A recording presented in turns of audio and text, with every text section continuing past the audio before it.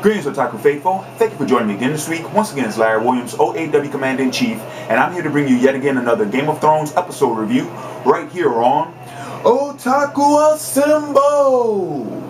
Weekly, as always, I'm here to bring you the latest in this week's Game of Thrones episode review, and I want to take this time to thank all of my faithful viewers and my fellow Game of Thrones fans for giving me all your feedback on my reviews this season.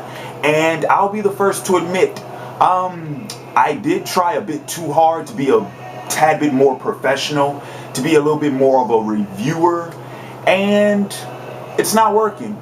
It's not working, and I realize that, and I apologize for that. I understand now that apparently my off the cuff videos is what separates me from the professional reviewers. And so, to quote Littlefinger, I can't win fighting their fight. I'm not going to fight them. I'm going to fuck them. And so it's time to get back to basics, and it's time to start doing these reviews like I used to. So with that being said, let's talk about some things. Now, this is my review of Season 2, Episode 4, entitled Garden of Bones. And there's a couple of things I want to talk about in this Episode 5 in particular, and I'm going to address each one. The first, I cannot believe what I'm about to say, but I never thought I'd be happy to see a Lannister. And I was happy twice in this episode. Twice. The first being, well, that's because twice in this episode, we've had a Lannister come to the aid of a Stark, which is kind of weird when you think about it, considering everything that's been going on. But it happened, not once, but twice in the same episode. First time, of course, is talking about the situation in which Tyrion came to Sansa's aid, which, oh man, that whole situation's messed up. From both sides of the situation. I'm talking about from Sansa's perspective and from Joffrey's perspective. Well, okay, actually three perspectives. There's Sansa's perspective, Joffrey's perspective, and then of course the outside perspective. And always round, that whole situation's messed up.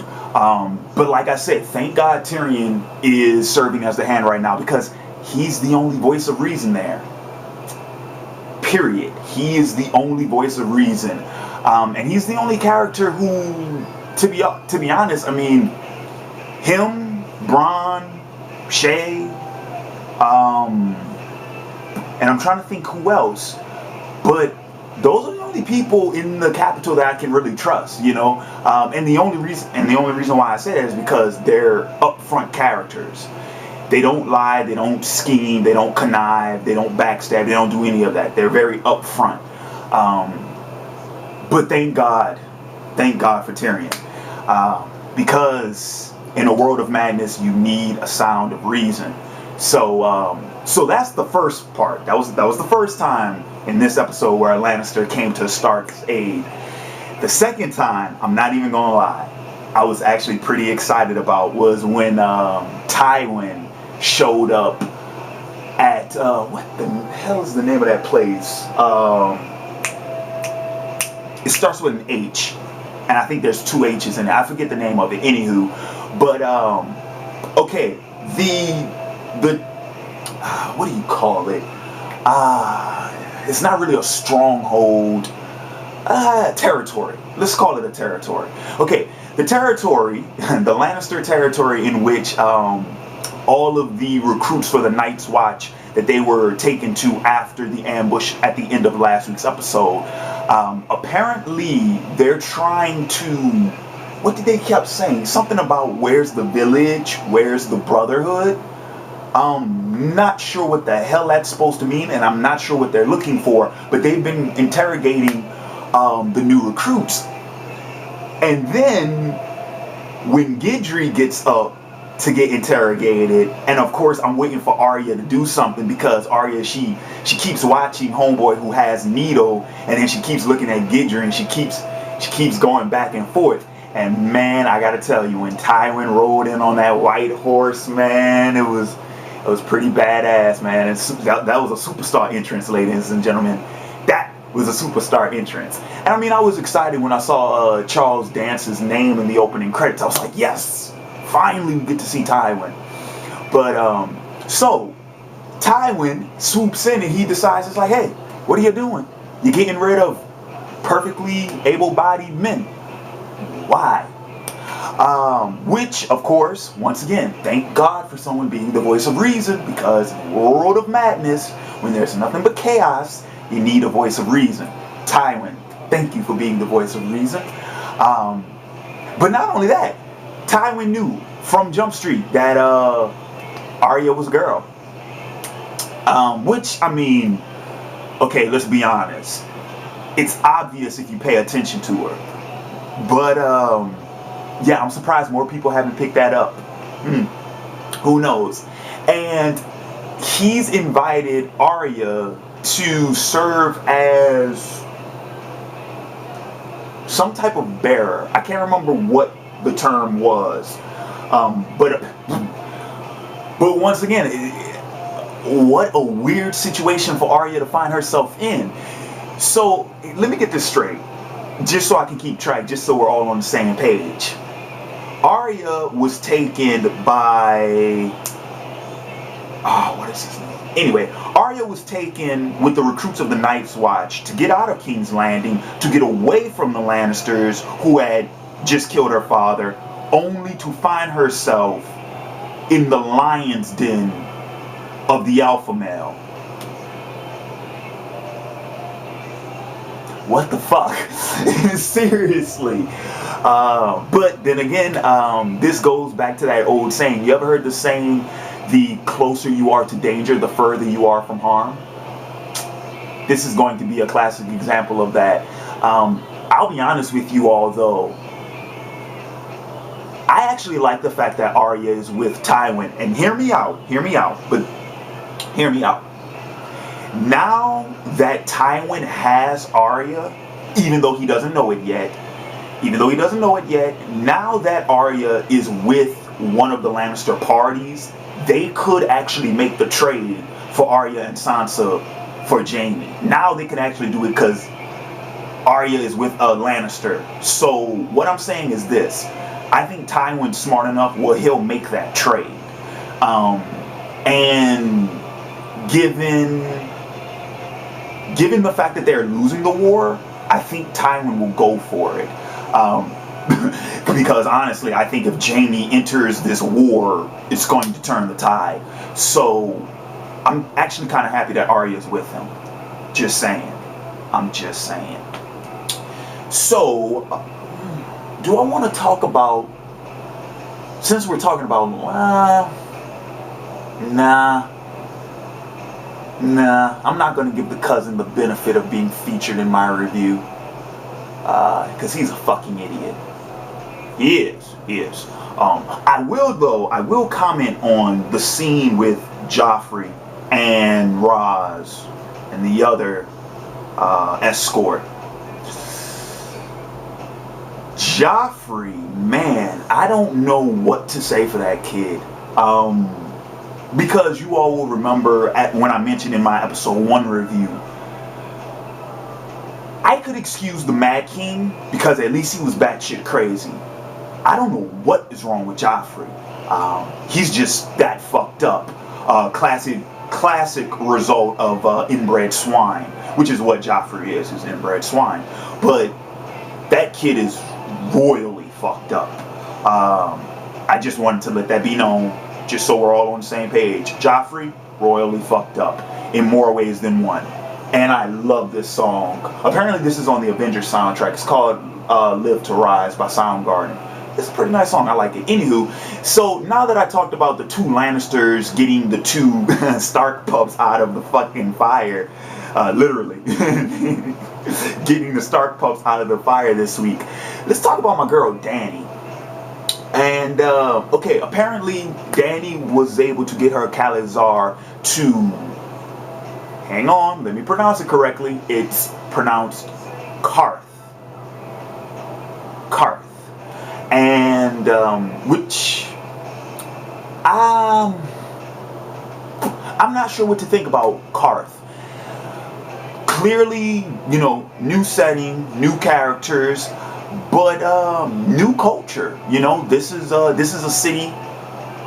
This is a city far away from Westeros, and these people dress and speak and behave with somewhat of a different manner. So I'm not sure what to think of them at this point in time. I'm not sure. I am curious though. I wonder, is this where Lord Varys is from? Because I've noticed that their attire is similar. Not to mention some of their mannerisms. Mainly the whole thing with the resting the way they rest their hands on their stomachs like that.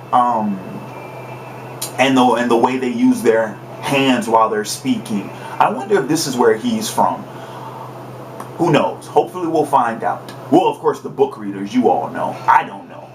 Hopefully I'll find out. But yeah, that was very interesting. That was a very interesting scene.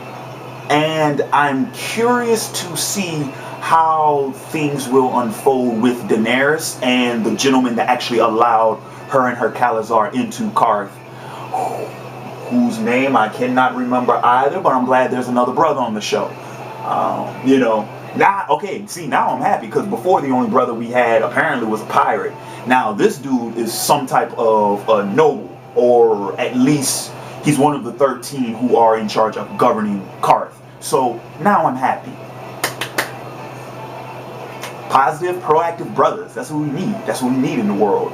Because Lord knows I'm sick and tired of fucking stereotypes. Did I just say that out loud? My bad. Anywho, so, what do I want to talk about next? Because I said I had 5 things, which the first 2 were Tyrion, Tywin, Dany.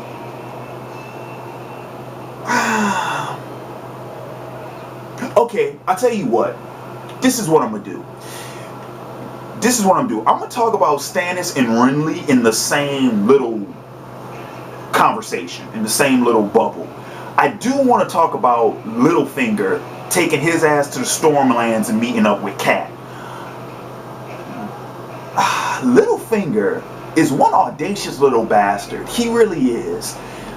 To think that he would go to Cat and just be like, oh, well, now that Ned's gone, now we have our chance. Really, dude? Seriously? You couldn't wait a year? Seriously, dude? Yeah, Littlefinger, go fuck yourself. Seriously. That was uncalled for. That was very uncalled for. And I don't know where he's getting at trying to play Cat. I sure as hell would hope that Cat is not that naive to trust Littlefinger. I mean, the man betrayed your husband. And it led to him getting killed. Hello? I do not wear this t-shirt for my health. Cat, what the fuck are you doing? Okay? Now granted, I'm not saying that she just completely fell for his BS, but if she does, seriously, people? Yeah, nah. And besides, and here's my thing, because I mentioned this earlier. Okay, how the hell is Littlefinger going to try and set up the trade with Cat and Cersei when she doesn't have Jaime? Just like Cersei doesn't have Arya. What the fuck is he doing? And what is Tyrion thinking about sending him to go meet with Cat in the first place? I mean, is he just supposed to go to convince Robb to make the trade? Because like I said, I'm pretty sure Robb would make the trade. And I'm pretty sure Tywin is definitely willing on doing so. I'm just saying.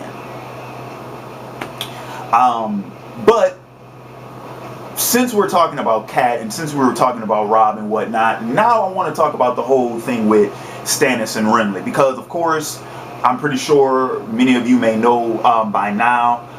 And if not, then I'll just go ahead and reiterate. I think this war of the, what should we call it?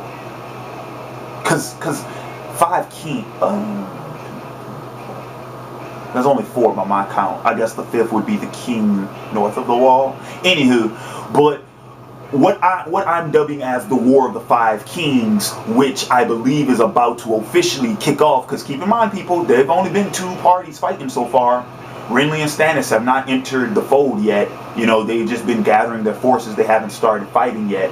But this whole War of the five Kings, as I said before, it's ridiculous. It's ridiculous because, for the most part, many of these people are unconsciously fighting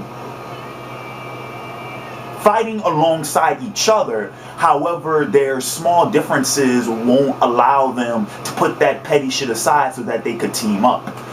Like I said, it's infuriating me. I don't know why we keep having to do this. And the whole Stannis Renly thing, I think, is amongst the most ridiculous. I would probably say that Stannis and Renly, well, no, Stannis and Robb is the most ridiculous. That's the most ridiculous part. But Stannis and Renly, that's nothing but sibling rivalry blown up to the grand fucking scale. I mean, quite honestly, I would just much rather see those 2 duke it out themselves instead of getting all those fucking armies caught up in the shit too. Because like I said, or rather like Kat said, they have a common enemy. They should not be fighting amongst themselves. They should be fighting the Lannisters. I mean, okay, let me try to explain this so you all can understand. Keep something in mind, okay? I used to be a huge wrestling fan, okay? And I'm looking at this whole thing from the perspective of an elimination match. Do you know how you're successful in an elimination match? You don't go for every guy in the elimination match. No, what you do is you team up with 1 or 2 other guys. Then you 2 or 3 eliminate everyone else so that y'all can fight amongst yourselves. Because at least at that point, everybody else has been eliminated. The winner has to be amongst you and your teammates. You see what I'm saying? I mean, it goes back to that whole theory of the enemy of my enemy is my friend. But once again, no one will fucking compromise with anyone. So we get this mess. We get this mess that is the War of the 5 fucking Kings. I mean, Stannis and Renly can't get over their sibling fucking rivalry. Now Stannis definitely thinks the wrong thing about Robb because Kat is siding with Renly. Which, I mean, can you really blame Robb? I mean, Stannis wants nothing to do with him. Robb's trying to win a fucking war. Who is he going to side with? Who would you side with? You see what I'm saying? Which, like I said, that's what baffles me. I don't understand why Stannis did not lend out the hand to Robb. Because, technically speaking, Robb is fighting for his side. It's just that Robb doesn't want to pay, doesn't want to pay dues to the Iron Throne anymore. He wants to be free. I mean, hell, Robb said it in this freaking episode. He has no wish to sit on the Iron Throne. He's just trying to succeed from the fucking South. And once again, I don't understand how people are stupid.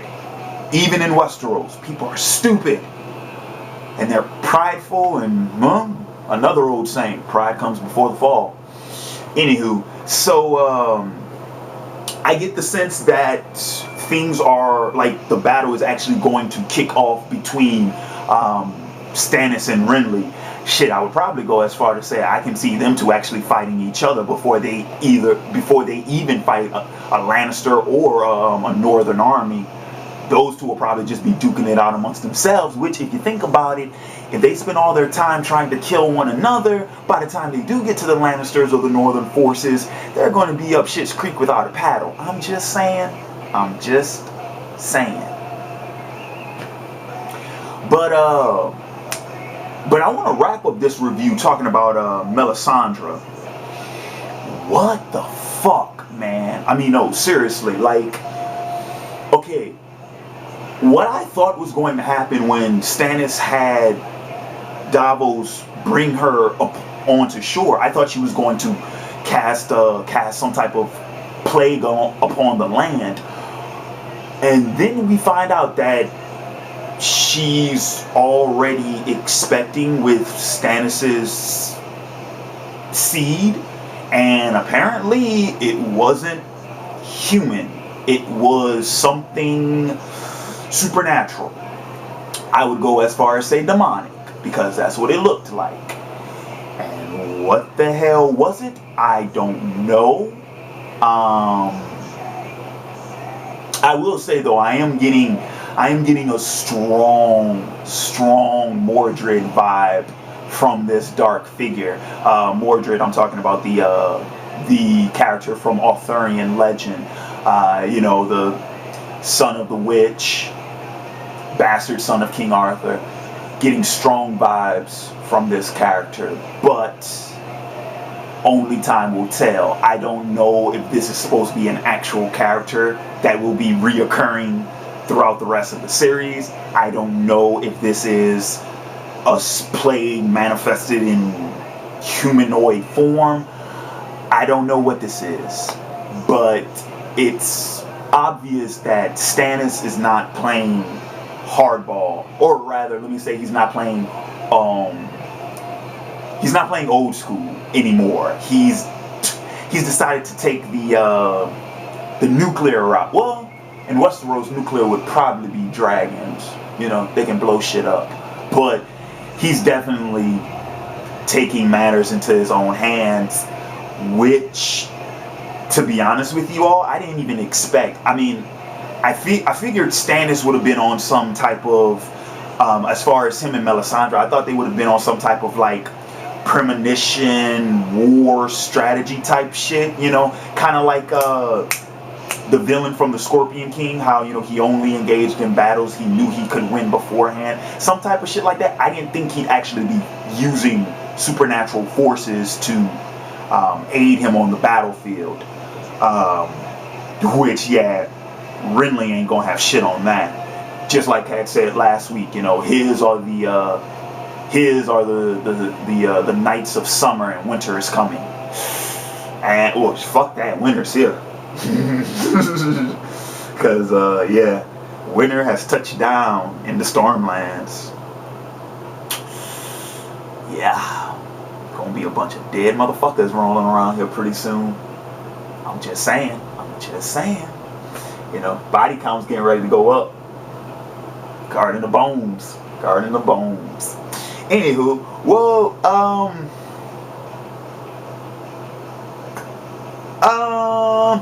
I won't discuss the preview, because then I won't have as much to talk about next week now, would I? Anywho, but that's going to do it for me for this week for my Game of Thrones episode review. I want to thank you all for joining me again this week. And there was something I wanted to do. Just a couple of shout outs to winteriscoming.net, westeros.org, and a podcast of Ice and Fire. Feel free to check them all out. But with that said, this has been Larry Williams, OAW Commander-in-Chief. I'm signing off, and until next week, peace.